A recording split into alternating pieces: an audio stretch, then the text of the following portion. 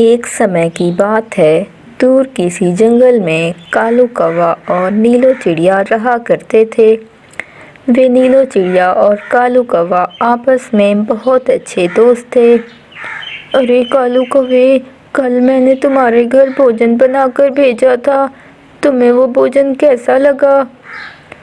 अरे नीलो चिड़िया, तुम तो जानती हो ना कि रानी कौवे को भोजन बनाना बिल्कुल भी नहीं आता है, लेकिन फिर भी वे हर समय मुझे बातें ही सुनाती रहती है। और मैं और राजू कौवा तो उसका बेस्वाद भोजन खा खा कर परेशान हो गए हैं। वे तो अच्छा हुआ कल तुमने अच्छे से स्वादिष्ट भोजन बनाकर भेजा। तुम्हारा बनाया हुआ भोजन खाकर तो बहुत ज़्यादा मज़ा आ गया था हमें। हाँ कालू कौवे, वैसे ये बात तुमने बिल्कुल ठीक कही है। रानी कौवे को भोजन बनाना बिल्कुल नहीं आता है, लेकिन फिर भी तुम्हें रानी कौवे को समझाना चाहिए। अरे हाँ नीलो चिड़िया, कुछ ना कुछ तो मुझे इस बारे में सोचना ही पड़ेगा। अच्छा कालू कौवे, अब अपने अपने घरों को चलते हैं। मुझे मानो चिड़े के लिए अच्छा सा भोजन भी बनाना है। चलो ठीक है, फिर कभी दोबारा मिलते हैं। फिर कालू कौवा और नीलो चिड़िया अपने अपने घरों को चले जाते हैं। अरे अरे कालू कौवे, वो देखो, वहाँ किसी ने नन्ही सी चिड़िया को रस्सी से बांधा हुआ है। फिर कालू कौवा और नीलो चिड़िया उस नन्ही सी चूजे के पास चले जाते हैं। फिर उसे पेड़ से नीचे कर देते हैं। अरे अरे नन्ही चिड़िया, तुम्हें यहाँ किसने बांधा है और तुम्हारा परिवार कहाँ पर है? मेरा नाम सोनो चिड़िया है और मुझे एक जालिम चिड़िया ने पकड़ लिया था और यहाँ पर लाकर बांध दिया था, लेकिन अब वो बस आने ही वाली होगी और तुम सबको भी पकड़ लेगी। आप मेरी मदद करो, मुझे निकालो यहाँ से। अरे नीलो चिड़िया, हमें फ़ौरन इस नन्ही सी चिड़िया को यहाँ से लेकर भागना होगा, वरना तो वो बाजू चील आकर हमें भी पकड़ लेगी। फिर कालू कौवा और नीलो चिड़िया उस नन्ही सी सोनो चिड़िया को मिट्टू महाराज के पास ले जाते हैं। अरे अरे कालू कौवे, नीलो चिड़िया, तुम दोनों यहाँ कैसे इस नन्ही चिड़िया को यहाँ लेकर आए हो? ये है कौन? इससे पहले तो मैंने इस नन्ही सी चिड़िया को यहाँ कभी नहीं देखा। मिट्टू महाराज, इस नन्ही सी चिड़िया के परिवार पर बाजू चील ने हमला कर दिया था और फिर शायद उसने इसके मम्मा और पापा को भी मार दिया हो। अब इसका यहाँ पर कोई नहीं है और हम इस नन्ही सी चिड़िया को काफ़ी मुश्किलों से उस बाजू चील से इसकी जान बचा कर आए हैं। ओहो, ये तो बहुत बुरा हुआ इस नन्ही सी चिड़िया के साथ। अब किसी न किसी जंगल के पक्षी को इस नन्ही सी चिड़िया को अपने साथ रखना पड़ेगा, वरना तो वो बाजू चील इसको फिर से खा जाएगा। अब तुम्हें इसका ख्याल रखना पड़ेगा। मिट्टू महाराज, अगर आपको बुरा ना लगे तो क्या मैं इस चिड़िया को अपनी बेटी बनाकर अपने घर में रख सकती हूँ? नहीं नहीं नीलो चिड़िया, तुम तो वैसे भी बहुत गरीब हो और तुम्हारा तो एक बेटा भी है ना। तुम उसके लिए इतनी मुश्किल से भोजन लाती हो, तो इससे तुम्हारी चिड़िया के लिए भोजन कहाँ से ढूंढोगी? मिट्टू महाराज, मैं सोनो चिड़िया को अपने घर पर रख सकता हूँ और मैं इसका बहुत अच्छे से ख्याल भी रखूँगा। चलो ठीक है कालू कौवे, तुम रख लो सोनो चिड़िया को अपने घर पर अपने साथ। बस फिर क्या था, कुछ ही देर के बाद कालू कौवा सोनो चिड़िया को लेकर अपने घर पर ले आता है। वी कालू जी, आप ये किस चिड़िया को उठाकर हमारे घर पर ले आए हैं? रानी, इस चिड़िया का नाम सोनो चिड़िया है और अब शायद इसके माँ बाप मर चुके हैं। मिट्टू महाराज ने इसकी जिम्मेदारी मुझे सौंपी है। अब ये चिड़िया हमेशा मेरे साथ मेरी बेटी बनकर रहेगी। क्या अब एक चिड़िया की बेटी मेरी बेटी बनकर रहेगी?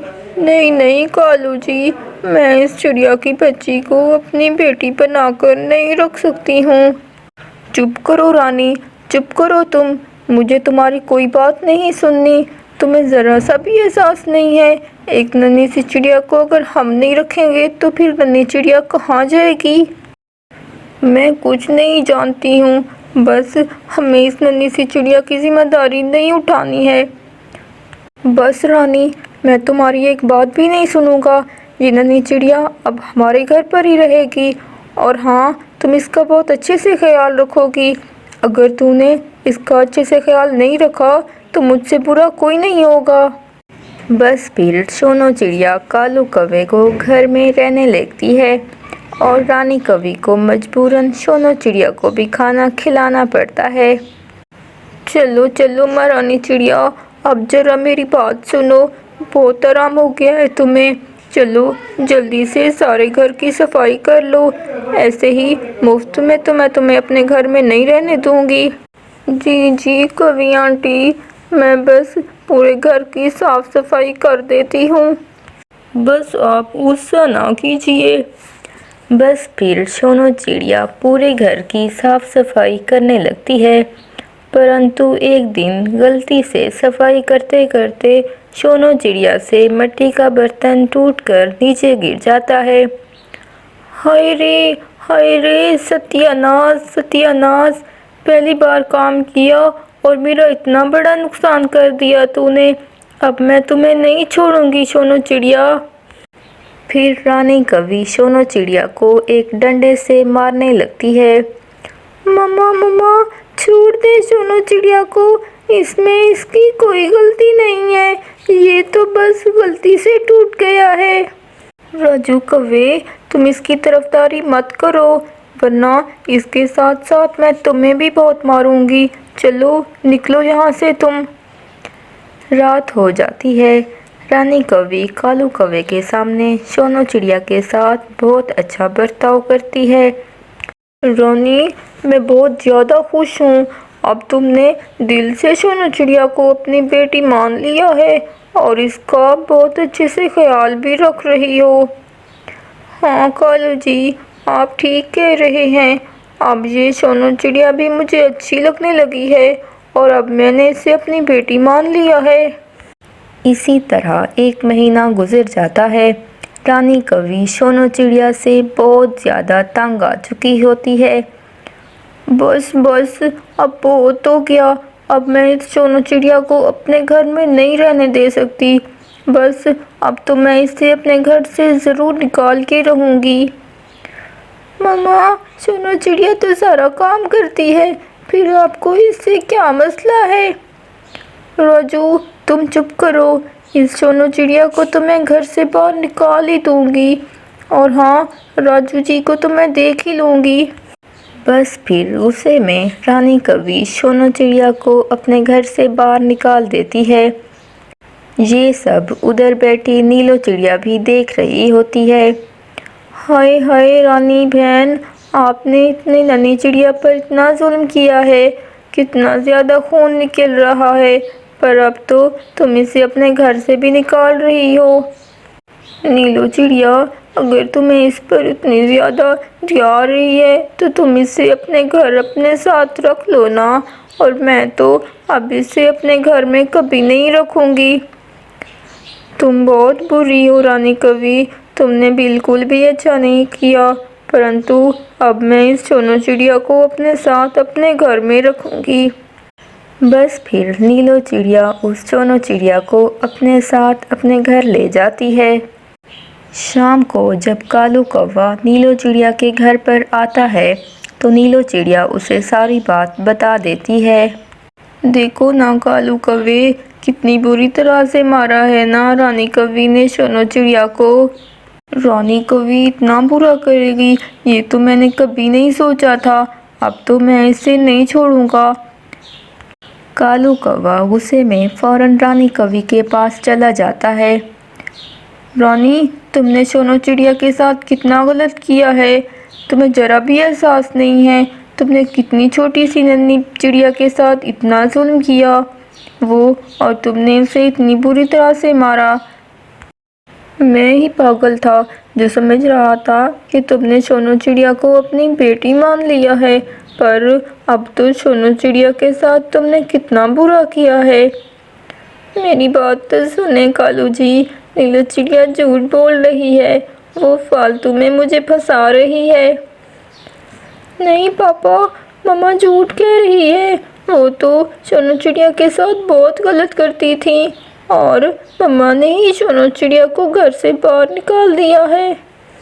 राजू कौवे की बात सुनकर कालू कौवे को बहुत ज़्यादा गुस्सा आ जाता है और वो गुस्से में रानी चिड़िया से कहता है, तुमने जो सोनू चिड़िया को इस घर से निकाला था ना, अब तुम भी इस घर में नहीं रहोगी।